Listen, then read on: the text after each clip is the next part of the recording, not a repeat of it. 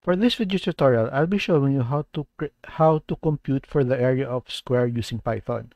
But first, I would like to thank everyone who have already subscribed to my channel. Please don't hesitate to click the subscribe button and the bell notification button so that you will be notified every time a new content is uploaded. So, as you've noticed, I've already opened my Python editor, which is PyCharm. So let's try this time to code. Okay, so the first thing that we need to do in Python is we're going to create a variable. Let's try to call it side. Okay, then try to assign it to input, since basically we will be using a terminal. Okay, so we have enter side of square. Next is let's try to create another variable called area. Okay, so area is equals to side multiplied by side.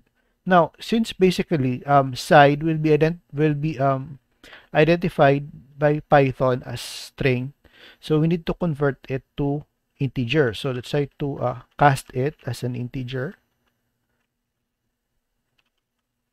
We'll just use int. Then next is we're going to use print, okay, to output or to display the value that we have entered. So f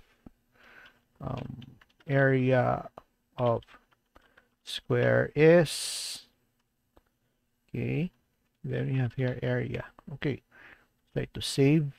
Now let's try to run our Python script. Okay, so let's try to run, click this button to run.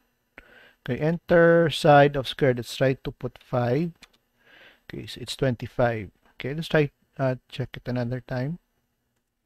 Check it one more time. So we have here 4.